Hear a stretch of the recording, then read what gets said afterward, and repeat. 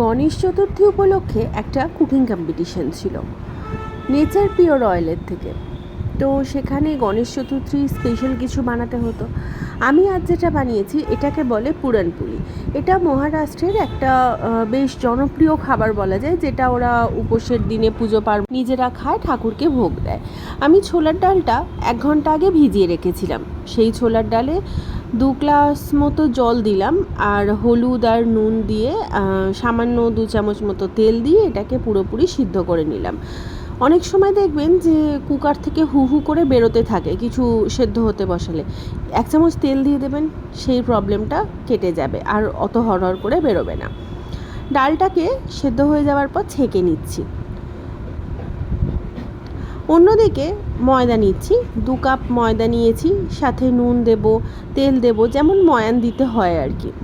এরপর ওই যে ডালের জলটা আছে, ডালের জলটা দিয়ে আমি ময়দাটা মেখে নেব। তো সাধারণত মহারাষ্ট্রে ডালের জলটা দিয়ে ওরা এই পুরানপুলির সাথে খাওয়ার জন্য একটা চাটনি জাতীয় বানায়। আমি তো এখানে সেটা করব না, আর ডালের জলটা ফেলেও দেব না, তাই ডালের জলটা দিয়ে ময়দাটাকে মেখে নিলাম। মাখা ময়দাটা ওই পরোটা করতে গেলে যেরকম একটু নরম করে মাখতে হয় সেরকমই মাখবো।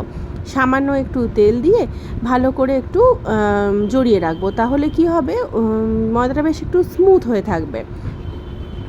1/2 ঘন্টার জন্য ময়দাটাকে রেস্টে দেব। ততক্ষণ আমি ওদিকে ডালের পুরটাকে বানিয়ে নেব। প্রথমেই কড়াতে আমি তেল দিচ্ছি। অরিজিনাল যে মানে অথেন্টিক যে রেসিপি, তাতে কিন্তু ওরা দেশি ঘি দিয়ে বানায়। আমি এখানে তেল দিয়ে বানাচ্ছি। তো এখানে আমি 100 গ্রাম ডাল নিয়েছিলাম, আর সেই ডালের অর্ধেকটা মতো আমি এখানে আখের গুড় দিয়ে দিলাম। ডালের সাথে গুড়ের সাথে ভালো করে মিশিয়ে পুরটা বানাতে হবে। দিয়ে নিচ্ছি 1/2 চামচ গরম মশলার গুঁড়ো। এরপর খুব ভালো করে পুরটাকে মিশিয়ে নিচ্ছি, আর তারপর একটা স্ম্যাশার দিয়ে বেশ ভালো করে স্ম্যাশ করে নিচ্ছি। এখানে আপনারা চাইলে ডালটাকে আগে বেটে নিতে পারেন, তারপরেও পুরটা তৈরি করতে পারেন। নাড়াচাড়া করে পুরটা বেশ শুকনো শুকনো করে নিতে হবে। এরপর পুরটাকে রেখে দেব সম্পূর্ণ ঠান্ডা হয়ে যাওয়ার জন্য। অন্যদিকে ময়দা থেকে লেচি কাটা রেডি। 8টা লেচি কেটেছি, আর এখানে পুরো হয়েছিল 8টা। তো যেভাবে আমরা সাধারণত কচুরি বা আলুর পরোটা বানাতে গেলে পুরটুর ভরি, সেভাবেই ভরে নিতে হবে।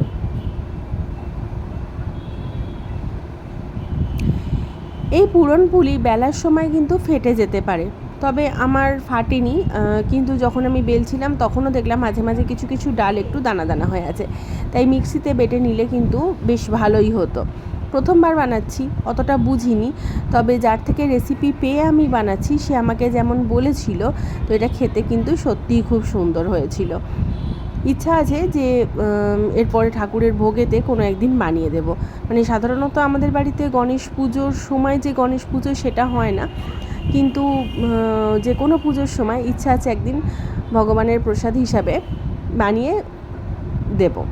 তো যাই হোক, ভেজে নিলেই রেডি হয়ে যাবে। ঘি দিয়ে ভেজে নিতে পারেন, তেল দিয়ে ভেজে নিতে পারেন, আর এটা সেরকম কিছু লাগবে না খেতে। একদিন বাড়িতে ট্রাই করে দেখুন, টিফিন হোক বা জলখাবার 2 জায়গাতেই চলতে পারে, আর খেতে বেশ ভালো হয়েছিল, তবে একটু মিষ্টি মিষ্টি। ব্যাস এই তো আর কি। ভালো লাগলে সাবস্ক্রাইব করে পাশে থাকুন। দেখা হবে নতুন ভিডিওতে।